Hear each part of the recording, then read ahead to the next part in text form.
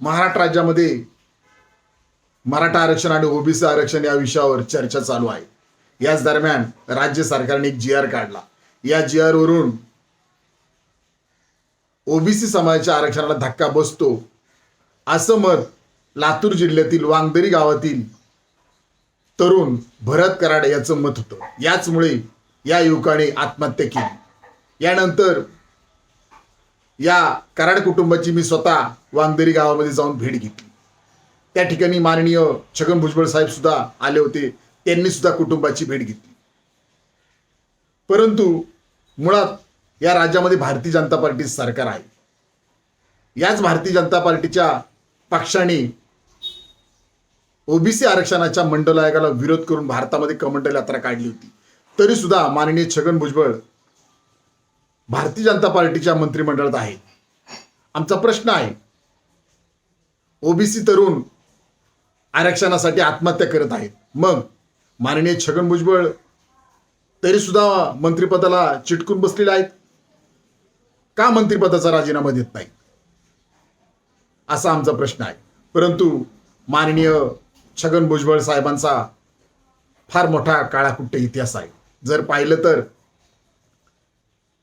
ते शिवसेनेत ज्यावेळेस होते त्यावेळेस त्यांनी अत्यंत वादग्रस्त विधान केलं होतं। ते बोलताना असं म्हणाले होते की महात्मा गांधीजींचे पुतळे काढा आणि त्या ठिकाणी नथुराम गोडसे यांचे पुतळे बसवा, असं त्यांनी अत्यंत वादग्रस्त विधान केलं होतं। याबद्दल राज्यामध्ये या वक्त्यामुळे वाद सुद्धा झाला होता। पुढे जाऊन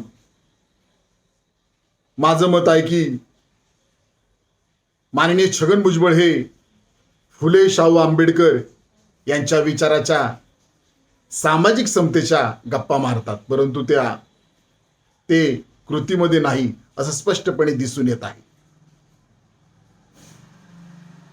माझा सवाल आहे की माननीय भुजबळ साहेब, साधा महाज्योतीच्या विद्यार्थ्यांना स्टायफंड मिळत नाही याकडे आपले लक्ष नाही।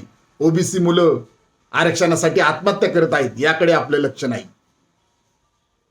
आपण मनुवादी विचारसरणीच्या आत हे स्पष्टपणे आपल्या कृतीतून दिसत आहे।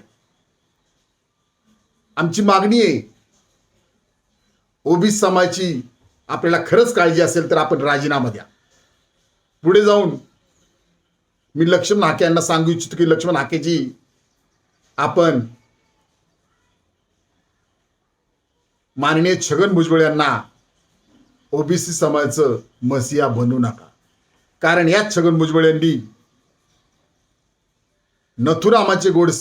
नथुराम गोडसेचे पुतळे बसवा अशी या राज्यामध्ये मागणी केली होती।